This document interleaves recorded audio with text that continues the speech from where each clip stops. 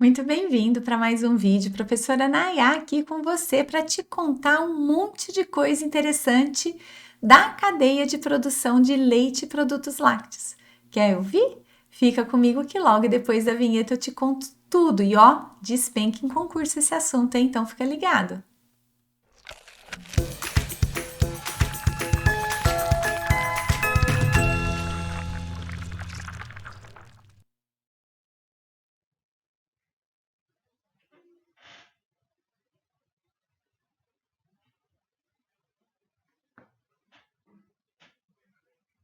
Vaca. Que tipo de ordenha que pode ser realizada em um animal, né? Existem basicamente dois tipos de ordenha, uma ordenha manual e uma ordenha mecanizada, sendo que essa ordenha mecanizada pode ser em circuito totalmente fechado ou parcialmente fechado. A gente vai ver todos eles, tá bom?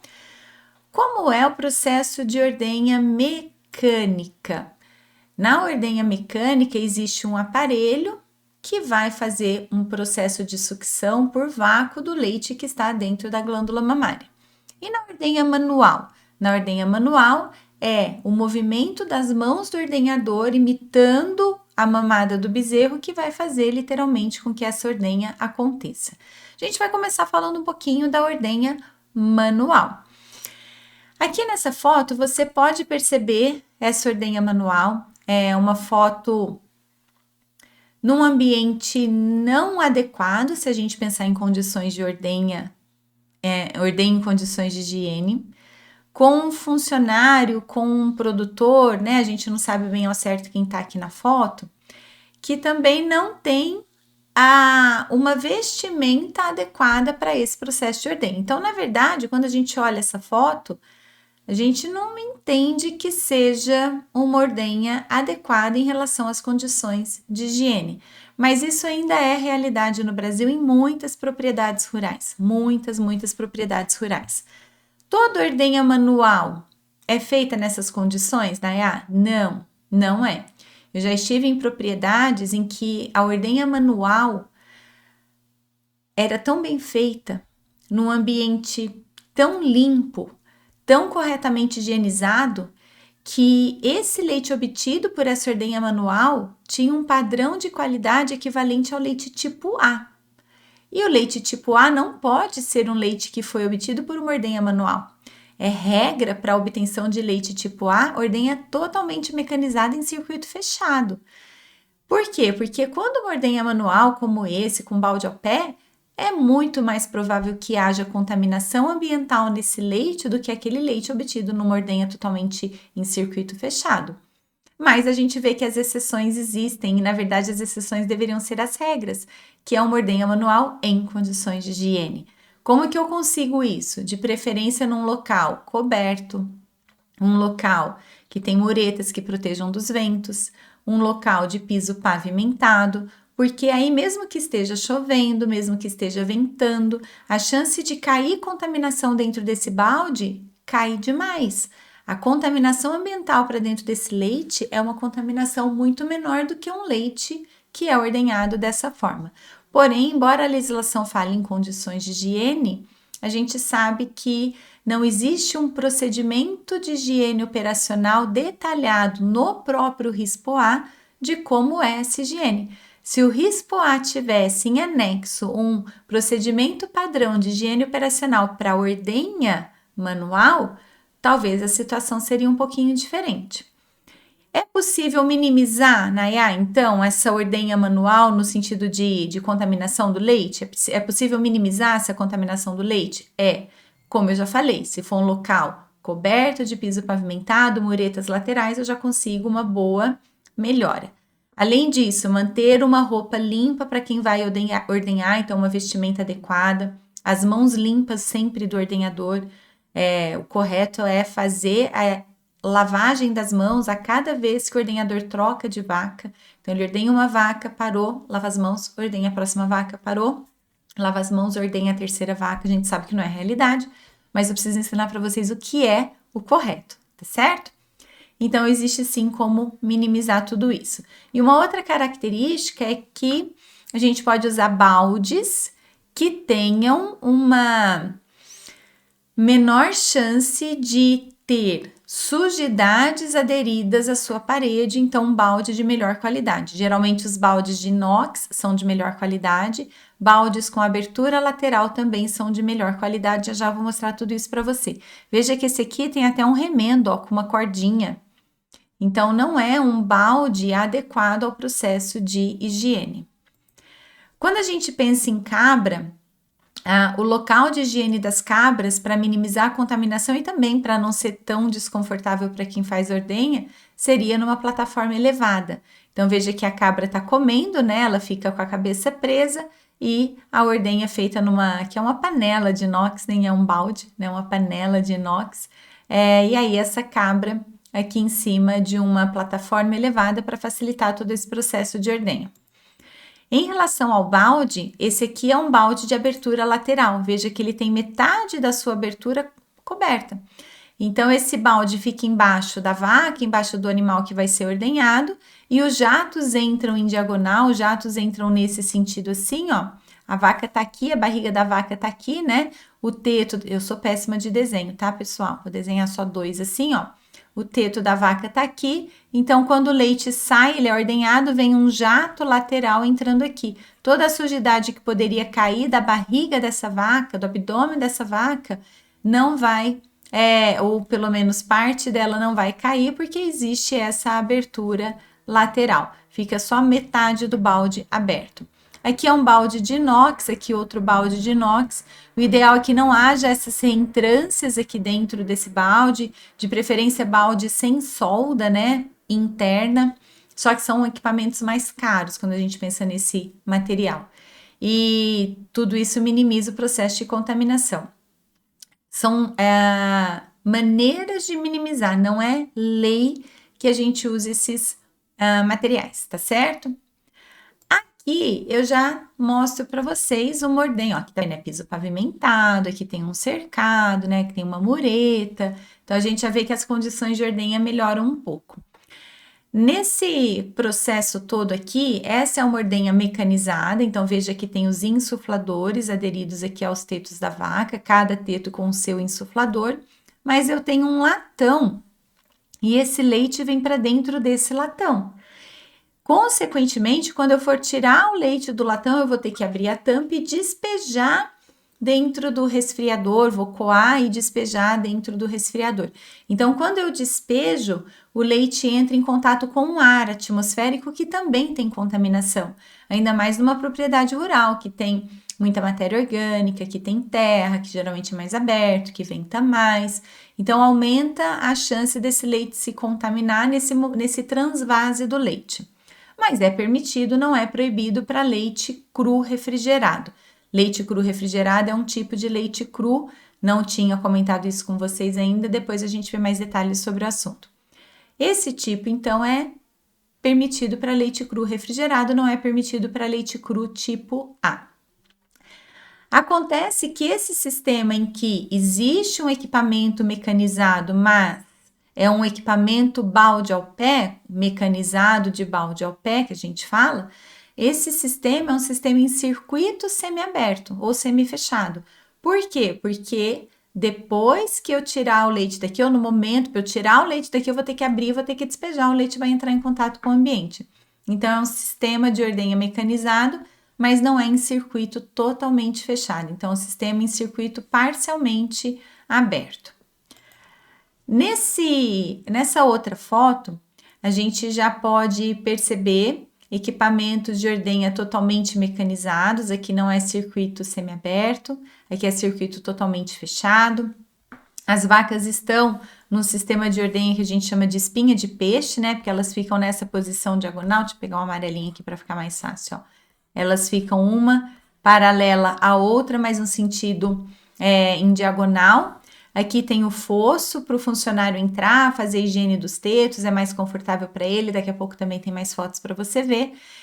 Aqui vejam que eu tenho uma estrutura coberta de piso pavimentado, embora esteja em reforma, né? Aqui as vacas, provavelmente essas já foram ordenhadas, agora elas estão comendo. Alimentação após ordenha é uma prática muito boa para evitar mastite. Então, acredito que essas aqui já tenham sido ordenhadas, por isso que elas estão comendo. E aí, elas serão ordenhadas, então, nesse sistema totalmente fechado. Aqui é um sistema ainda melhor do que o anterior, porque vejam que toda a extensão da sala de ordenha, da área de ordenha, é fechada. Então, não tem perigo de ventar, vir poeira. Ó, aqui tem um funcionário fazendo isso. Aqui é a cabeça do funcionário, ó. Um macacão verde, né? Ele tá atrás aqui do maquinário, quase não dá para perceber. Vejam que esse funcionário fica numa posição confortável para trabalhar. Também é um sistema de espinha de peixe, mais fechadinho. Aqui vazio para te mostrar esse fosso, tá vendo? Ó? Esse fosso aqui não tá em português, né? Provavelmente algum leite para descarte, leite de vacas mastíticas que não podem ir para consumo humano, mas as vacas precisam ser ordenhadas, então, de certo, esse equipamento já manda o leite totalmente para cá para não misturar com o outro, é vaca de fim de ordenha, mas vejam, piso pavimentado, cobertura, esse só não tem muretas inteiras, mas existe uma cobertura, piso todo pavimentado, a gente percebe que é um ambiente muito bem higienizado, e isso vai minimizar bastante o processo de contaminação do leite. Aqui já é um processo também diferenciado, é um sistema aí circular para ordenhas, provavelmente totalmente mecanizado, computadorizado. Então, existem hoje diferentes estruturas, né? Basta ter dinheiro. Existem diferentes estruturas para que a ordenha seja realizada. Então, existe ordenha manual ainda e existe ordenha totalmente robotizada, que o funcionário praticamente não precisa encostar na vaca. De todas essas ordenhas, Nayá, o que você tem para me falar em relação aos diferentes tipos de leite? Em relação ao leite cru, o leite que saiu da glândula mamária, a gente chama de leite cru, aquele que ainda não foi pasteurizado, não foi processado. Então, imagina lá no jatinho de leite saindo do teto, é o leite cru. Existem dois tipos de leite cru classificados, né? Existe leite cru, na verdade, classificado de duas formas diferentes, de acordo com o RISPO-A, de acordo com a legislação. E esse leite cru pode ser chamado de leite cru refrigerado, um tipo, e leite cru tipo A, um segundo tipo. Em resumo, bem resumido, porque vocês vão estudar isso na disciplina de inspeção, tá bom? Mas assim, de uma maneira muito resumida, o leite cru refrigerado é aquele leite que pode ser obtido em qualquer situação, desde que obedeça o RISPO-A, né? Produto obtido pela ordenha completa e ininterrupta, em condições de higiene de vacas sadias, bem alimentadas e descansadas. Então, desde que obedeça isso. Mas é aquele leite que pode ser obtido em todas essas condições que eu te mostrei. Pode ser em circuito totalmente fechado, como esse que está aqui nessa foto.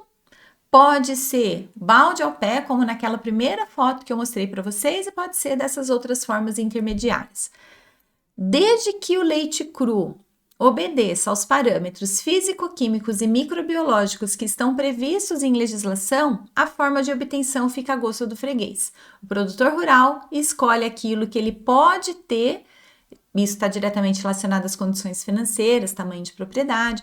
Então, o produtor rural escolhe o que é melhor para ele, o que tem melhor custo-benefício para ele. Se ele quiser todos os dias sentar ali no pasto, com balde embaixo da vaca e fazer ordenha, tudo bem, desde que tenha condições higiênico-sanitárias adequadas e que o leite atenda aos parâmetros legais.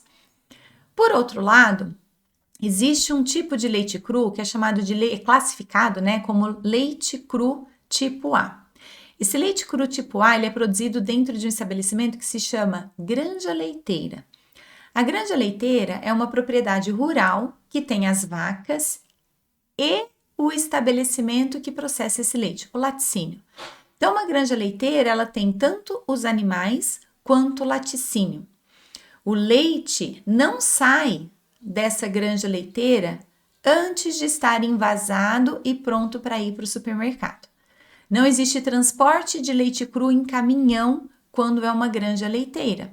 Então, o leite é ordenhado e beneficiado dentro da granja leiteira, já sai dali envasado, pronto para ir para o consumidor lá no supermercado, lá na padaria. Isso é uma granja leiteira. E na granja leiteira, a ordenha precisa ser mecanizada em circuito totalmente fechado. Então, para leite cru tipo A, a ordenha, a única válida é ordenha mecanizada em circuito totalmente fechado, tá certo? Agora a gente já conversou então sobre os diferentes tipos de ordenha manual, ordenha mecanizada, circuito aberto, circuito fechado, semiaberto.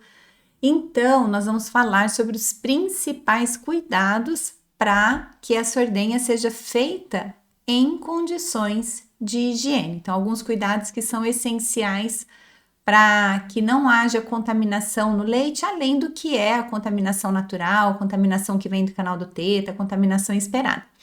Falar que não vai ter contaminação ambiental é ilusão, né? Isso não existe. Mas que seja uma contaminação minimamente adicionada ao leite, que seja uma contaminação insignificante quando se faz tudo dentro de padrões higiênicos sanitários adequados. Saca só essa imagem.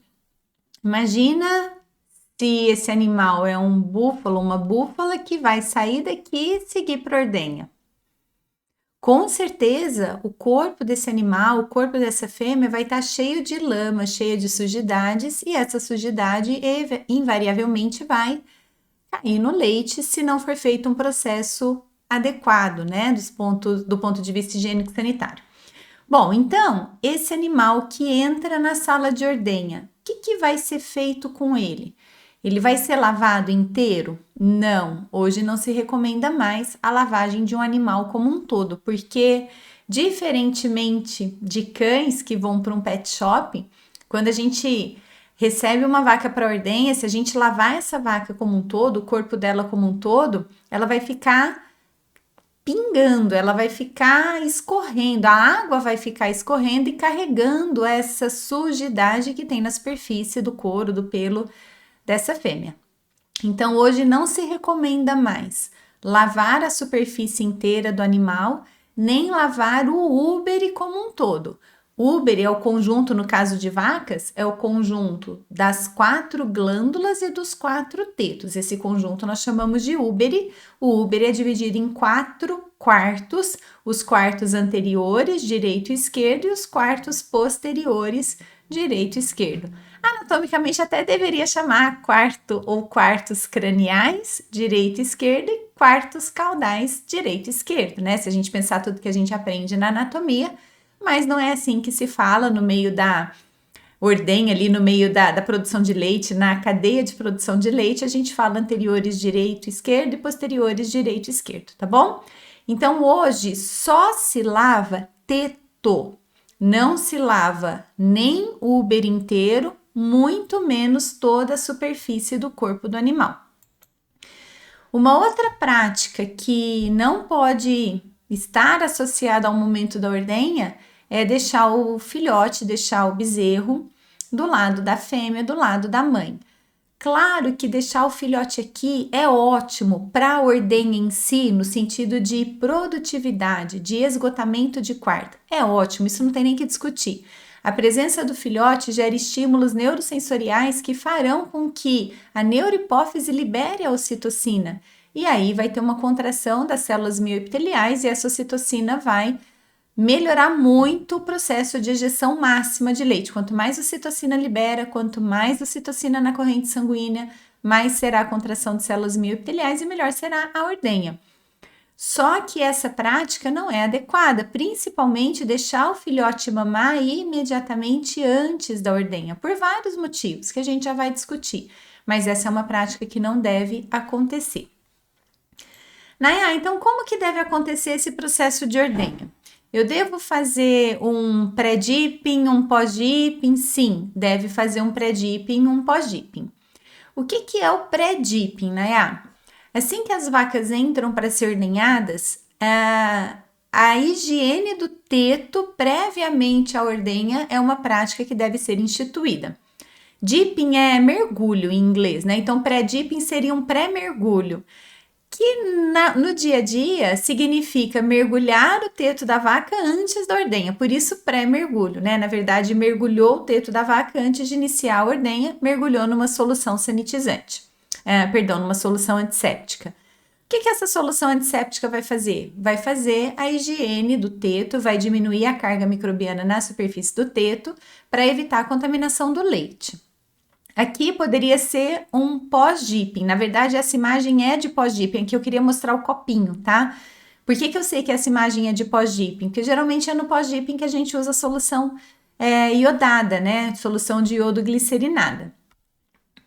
Deixa eu pegar minha canetinha aqui.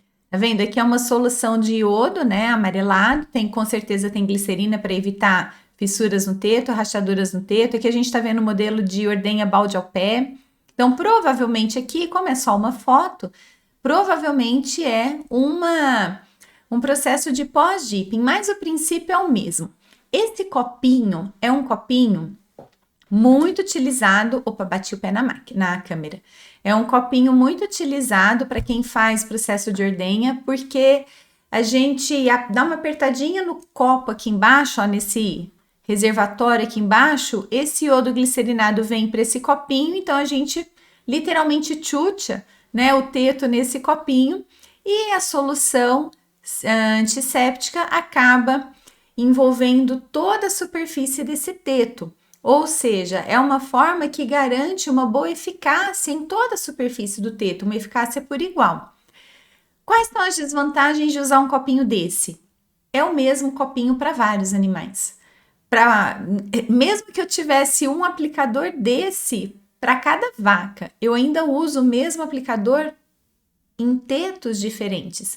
E nós sabemos que a glândula mamária, o úbere, né, dividido em 4 glândulas mamárias que são individuais, que não se comunicam. Ter mastite em uma glândula não significa ter mastite em outra glândula. E se for uma mastite infecciosa, uma mastite causada por micro-organismos, ao usar o mesmo copinho, eu posso estar veiculando esse micro-organismo pelos outros tetos. Lembra que os seres humanos, dentro de uma cadeia epidemiológica, são veiculadores quando eles não têm a infecção, mas eles transmitem essa infecção, eles carregam essa infecção de um animal para outro animal por uma luva, pela bota, pela roupa, pelo jaleco, por um instrumento como esse. Então, nós veiculamos os tratadores dos animais, os veterinários que não fazem uma higiene correta dos seus equipamentos, veiculam, funcionando como veiculadores animados. E isso é algo que pode espalhar a mastite pelo rebanho. Então, esse copinho, se a gente pensar do ponto de vista de antisséptico, de aplicação de antisséptico, de como algo para fazer uma boa desinfecção de teto antes da ordenha, ele é bom? Ele é ótimo. Ele é ótimo, ele economiza material, ele faz com que todo o teto, em toda a sua extensão, em toda a sua circunferência, seja sanitizado, seja higienizado, e isso é muito bom, isso é excelente. Por outro lado, o copinho em si favorece a disseminação de mastite infecciosa. Então, esse é o lado negativo desse copinho. Agora, falando de pré-dipping, a vaca vai entrar. É bom fazer o pré-dipping? Não só é bom, como é obrigatório. Esse pré-dipping precisa ser realizado, certo? Outra atividade que tem que ser realizada antes da ordenha é o teste da caneca de fundo escuro, teste da caneca de fundo telado, teste da caneca de fundo preto. Essa caneca tem vários nomes. Aqui nessa imagem não parece, mas aqui nessa parte preta é como se fosse uma telinha. É como se ela fosse uma peneirinha. Depois vai ter outras imagens que vai ser possível verificar isso de uma melhor maneira, tá? Essa tela, por onde o leite vai passar, permite a visualização de grumos, caso o teto ou aquele quarto, na verdade o teto não, né? Mas aquele quarto esteja com mastite. Então, se um quarto mamário tiver com mastite clínica, o leite proveniente de mastite clínica costuma ter grumos, coágulos, e a gente vai ver esses grumos aqui, então eu já sei que essa vaca tem mastite. Esse teste da caneca, ele é obrigatório e ele tem que ser realizado com os primeiros 3 jatos do leite, ou seja, a vaca entrou para a sala de ordenha, os primeiros 3 jatos são destinados ao teste da caneca. Os primeiros 3 jatos de cada teto. Esse teste da caneca ele é obrigatório. Ele é obrigatório. Cada teto, os 3 primeiros jatos têm que ser destinados ao teste da caneca. Se ficar grumos ali é positivo. E aí que eu volto para essa imagem. Como que eu posso deixar o filhote mamar os primeiros jatos e depois fazer o teste da caneca? Não posso, de forma alguma. Ó, nessa outra canequinha aqui já é possível visualizar melhor essa telinha, né? Aqui uma pessoa fazendo o teste, ó, esse leite não tem grumos. Aqui nesse outro teste já a presença de grumos.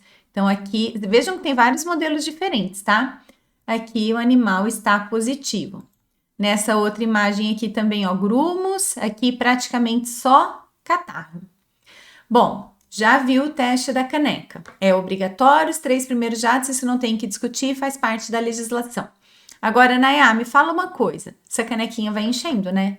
O que eu faço com esse leite depois que ela encheu? A hora que ela estiver quase cheia, ainda tem lá uma porção de vacas por ordenhar. Que destino eu dou a esse leite? Esse leite precisa ser descartado num reservatório. Eu não posso jogar no chão. Porque se a vaca tiver mastite, eu vou espalhar os micro-organismos da mastite pelo ambiente. Mesmo que ela teoricamente não deu grumos, não tem mastite clínica, mas ela pode ter uma mastite subclínica e aí eu estou espalhando os micro-organismos pelo ambiente.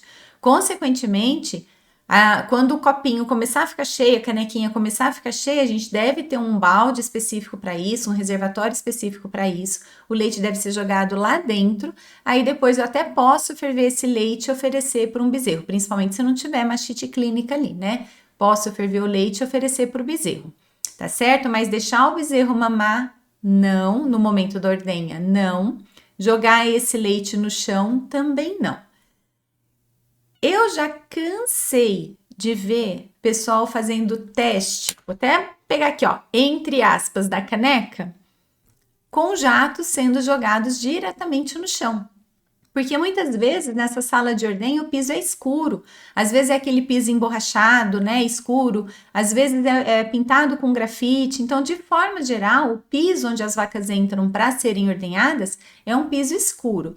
E se você fizer o teste da caneca no chão, ou seja, jogar os 3 primeiros jatos no chão, dá para ver grumo se tiver grumo. Mas não pode fazer isso, pelo mesmo motivo que eu não posso pegar o leite do copinho e jogar no chão. Se a vaca tiver uma mastite, seja ela clínica ou subclínica, os micro-organismos vão se espalhar pelo ambiente, vão entrar nas frestinhas, vão permanecer nesse ambiente e aí outras vacas depois podem adquirir uma mastite a partir desse ambiente contaminado com os micro-organismos da mastite de outras vacas. Então, fazer o teste da caneca no chão, nem pensar, jogar esse leite no chão, nem pensar. Outro ponto que a gente precisa discutir: faço pré-dipping antes do teste da caneca ou depois do teste da caneca?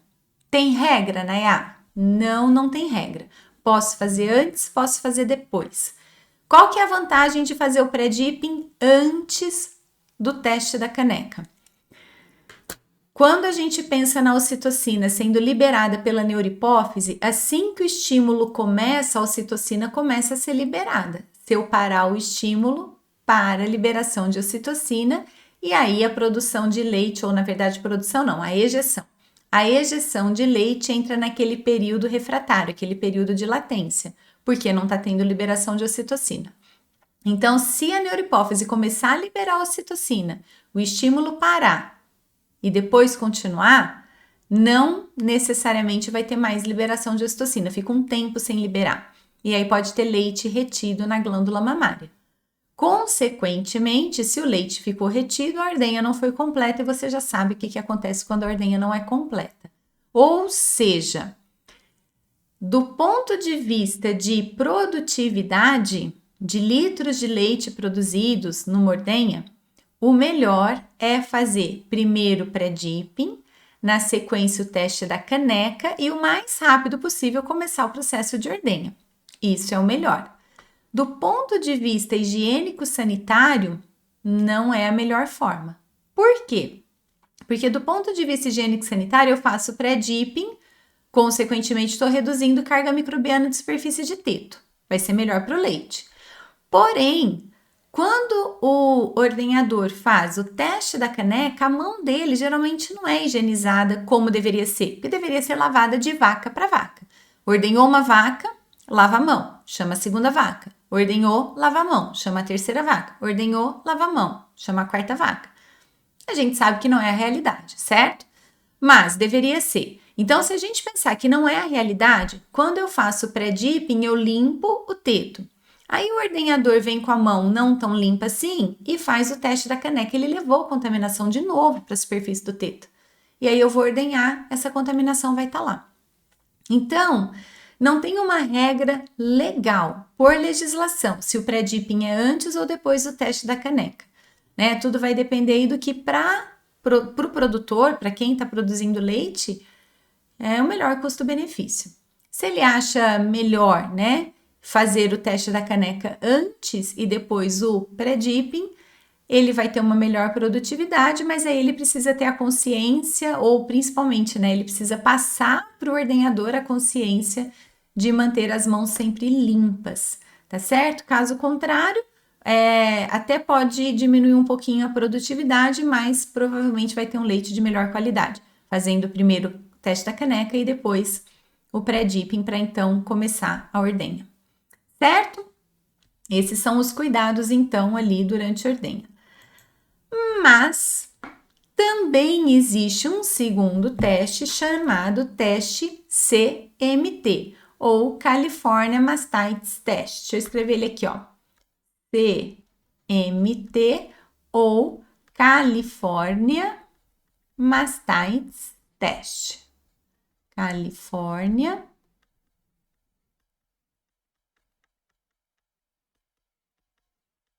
Mastitis Test. Esse teste CMT é um teste que detecta principalmente a mastite subclínica. É um teste de detecção de mastite subclínica. Veja que nessa raquete aqui, a gente chama de raquete esse material, existem 4 compartimentos, sendo um deles para cada teto.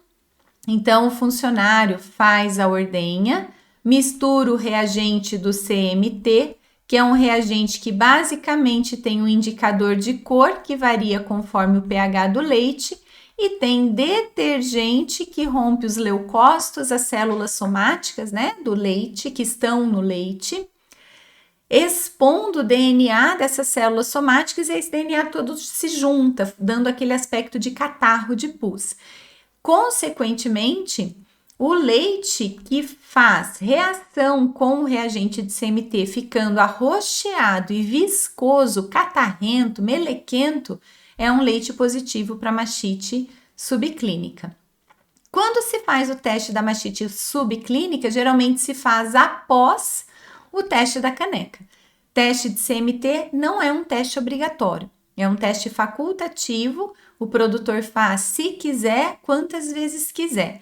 Nós indicamos pelo menos uma vez por semana fazer o CMT. Então, a ordem seria teste da caneca, CMT, pré-dipping e início de ordenha. Só que a produtividade cai mais ainda, porque além do teste da caneca, ainda vai fazer o CMT. Então, vai demorar mais para efetivamente começar o processo de ordenha. A produtividade nesse dia cai. Do ponto de vista higiênico e sanitário, é o melhor fluxograma. Pensando em produtividade, pré-dipping, CMT com os, pré-dipping, teste da caneca com os 3 primeiros jatos e CMT, certo? Nayá, me mostra essa raquete mais de perto. Mostro. Essa raquete, ó, ela tem 4 risquinhos. Aqui quase não dá para ver, mas aqui dá para ver melhor. Ó, tem esse primeiro risquinho, esse segundo risquinho, esse terceiro risquinho e um quarto risquinho aqui que quase não tá dando para ver, tá? Como que é feito o teste do CMT, então? Deixa eu apagar aqui. A gente vai colocar essa raquete ali na região do teto, cada bolinha dessa, cada reservatório desse é para 1/4, né? Depende da posição que a vaca tá, da posição que a mamão tá, então tem a forma ali certinha, mas quando a gente usa, a gente sabe qual quarto é o anterior, o posterior, o direito e o esquerdo. Mas de qualquer forma, aqui tem um risquinho, ó. Eu vou preencher com leite até o primeiro risquinho e depois, na sequência, eu vou colocar o reagente do CMT até o segundo risquinho, até completar o segundo risquinho. Aí eu pego essa raquete, homogenizo e vejo o aspecto que ficou. Se ficou catarrento, arroxeado, é sinal que tem mastite subclínica ali. Aí tem os diferentes graus aqui de mastite subclínica, tá? Quando não tem nenhum tipo de reação, não fica catarrento, não tem grumos, a gente fala, né, negativo. Quando fica um pouquinho assim, meio viscoso, a gente fala mais ou menos. Quando fica um pouco mais viscoso, uma cruz, um pouco mais, duas cruzes, muito viscoso, bem catarrento, como tá esse daqui, 3 cruzes. Então, a gente classifica mastite subclínica em cruzes de acordo com o teste do CMT dessa forma. Tem uma tabelinha aqui, ó, para ajudar no processo de interpretação. O importante que eu falo é o seguinte: ah, Nayá, você pode estar falando assim, né, desse lado daí, ó. Ai, Nayá, isso aqui para mim são 2 cruzes, não são 3 cruzes. Mas o importante, porque é muito subjetivo, né? É muito subjetivo. Talvez eu esteja enxergando como 3 cruzes e você esteja enxergando como 2 cruzes. Porém, o mais importante é sempre a mesma pessoa faz o teste, porque aí ela avalia do jeito que ela avalia. Se para ela é 2 cruzes assim, as vacas que estão com 2 cruzes, ou os tetos, os quartos que estão com 2 cruzes, estão sempre do mesmo jeito. Os quartos que estão com 3 cruzes estão mais graves do que aqueles que aquela pessoa julgou como 2 cruzes. Então, o importante sempre é ter essa questão aí da mesma pessoa poder avaliar. Aí faz ordenha, certo? Então, veja só, a vaca entrou, fez o pré-dipping, fez o teste da caneca, fez o CMT. Lembrando que a única obrigatoriedade é 3 primeiros jatos para teste da caneca. O resto eu posso mudar a ordem, sempre o CMT tem que ser depois do teste de caneca, né? Senão eu não obedeço a regra do teste da caneca. Mas a ordem do pré-dipping eu posso ali mudar. Mas a vaca entrou, fiz a pré-dipping, caneca, CMT, tá tudo certo, começo a ordenhar até terminar a ejeção do leite. Quando termina a ejeção do leite, agora eu vou fazer o pós-dipping. O que é pós-dipping, né? É como se fosse pós-mergulho, né? Que significa, na verdade, mergulhar o teto da vaca numa solução antisséptica depois que terminar a ordenha. Isso que significa pós-dipping. Então, aqui tem uma solução amarelada, provavelmente à base de iodo, né? Isso vai evitar que os micro-organismos entrem pelo canal do teto logo após a ordenha. Por quê, né? Porque logo após a ordenha, o esfíncter do teto, o canal do teto fica um pouco mais dilatado, principalmente o esfíncter do teto. E o esfíncter do teto tem algumas variações em artigos científicos, tem algumas variações de animais para animais, mas a gente fala assim uma média, tá? O esfíncter do teto fica mais aberto do que o normal. O normal ele fica mais fechadinho, né? Mas logo após a ordenha ele ainda fica aberto por aproximadamente 1 hora. E esse esfíncter aberto é uma porta de entrada maravilhosa para micro-organismos ambientais. Consequentemente, se a vaca sai da ordenha e deita no pasto, por exemplo, vai para uma lama, vai para um ambiente todo sujo, com fezes, com matéria orgânica que seja, um ambiente muito contaminado, existe uma probabilidade muito grande dessa vaca adquirir mastite. E se tiver alguém me ouvindo que é mãe, que amamentou o seu filho, sabe o soninho que dá depois que a gente amamenta. Depois que a amamenta dá uma preguicinha, né? Dá uma vontade de deitar. Se a vaca não tiver nada melhor para fazer, ela vai deitar. O que é melhor para ela fazer depois da ordenha? Comer. Comer é bom. Comer é mais forte, a vontade de comer é mais forte do que a vontade de deitar. Consequentemente, depois então que a gente faz o pós-dipping, saiu da sala de ordenha, o ideal é oferecer alimentação para essa vaca. Isso para evitar mastite. Estamos falando de manejo que evita mastite.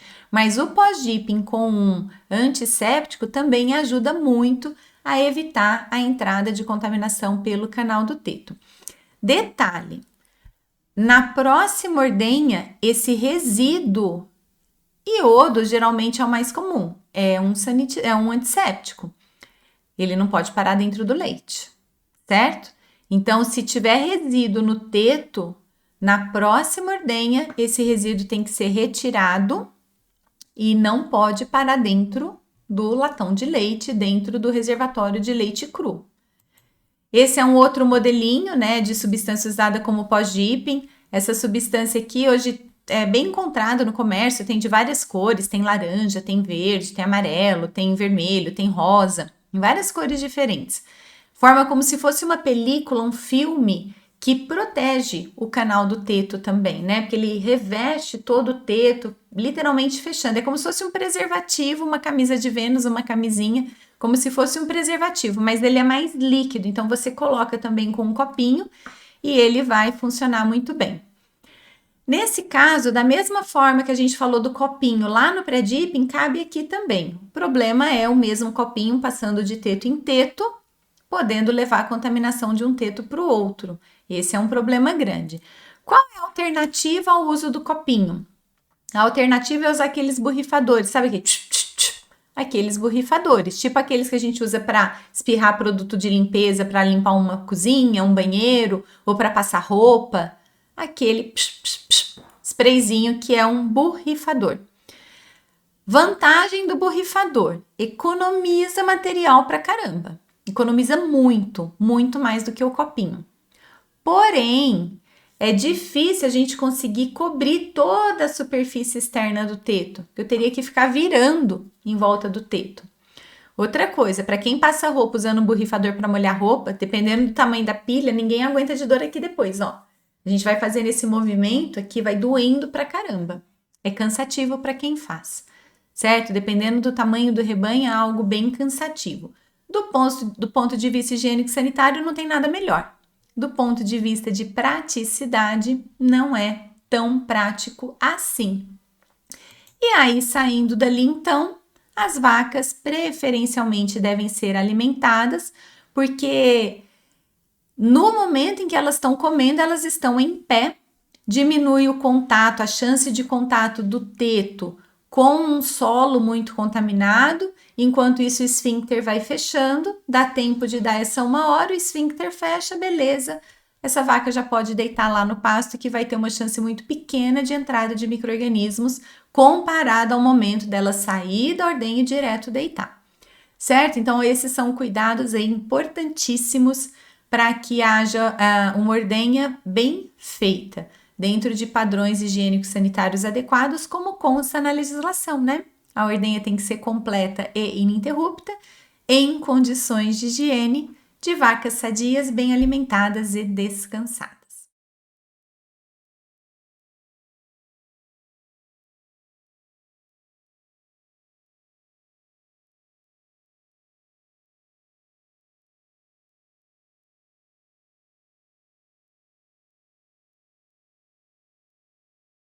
Nossa, quanta informação, não é mesmo? Gostou? Então deixa o seu like, se inscreva no canal se você não for inscrito, ative o sininho para ser notificado quando novos vídeos surgirem por aqui e fica na minha cola porque eu tenho certeza que você vai aprender bastante. Afinal de contas, a medicina veterinária é muito mais ampla e surpreendente do que você pode imaginar.